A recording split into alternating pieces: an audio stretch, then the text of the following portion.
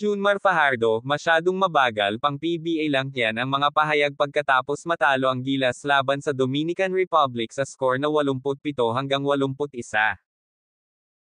Yan ang pag-uusapan natin sa video na ito kaya kung bago ka pa lang sa aking channel baka pwede ipakipindot subscribe button pati na notification bell para palagi ka updated sa mga susunod ko video. Salamat po.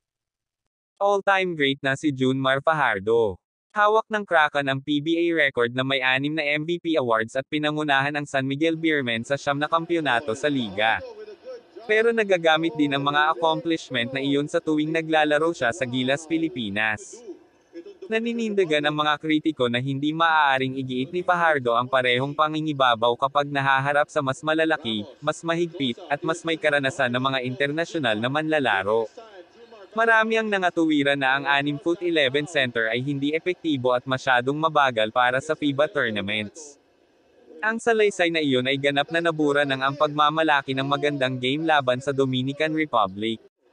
Sa gabing iyon ang kanyang pinakamahusay na laro suot ang uniforme ng Gilas, umiskor si Fajardo ng 16 na puntos at hindi pinalampas ang isang shot sa 5 pagtatangka. Si Junmar din ang pinakamahusay na manlalaro sa buong laro na May 21 na rating ng kahusayan mas mataas pa kaysa sa Minnesota Timberwolves center na si Karl Anthony Towns.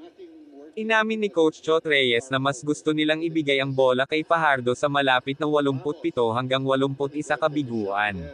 Like I said, a very efficient player, 28 minutes, 16 points, didn't miss a shot.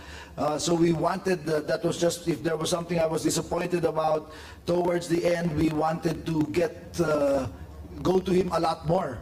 Unfortunately, he was guarded by a 7-footer by the name of Karl Anthony Towns as well. And I thought Kat did a good job of denying him, forcing him to step outside, and not giving him good low post position. So credit to them. We wanted to get him the ball a lot more, but they defended him. And that's a mark of a great team.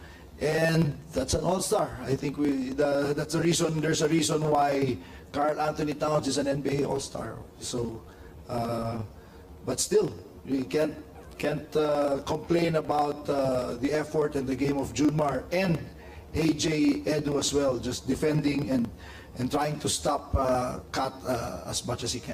Ano masasabi ninyo sa sandali minuto pinasok si Renz Abando at gumawa kaagad siya ng ingay sa loob ng Philippines Arena, sa kanyang high-flying two-hand dunk na pasa ni Jordan Clarkson, ikinatuwa ito ni Utah Jazz star Clarkson.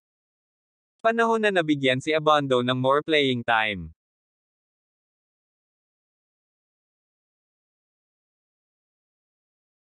Huwag mo kalimutan mag-like subscribe sa aking channel.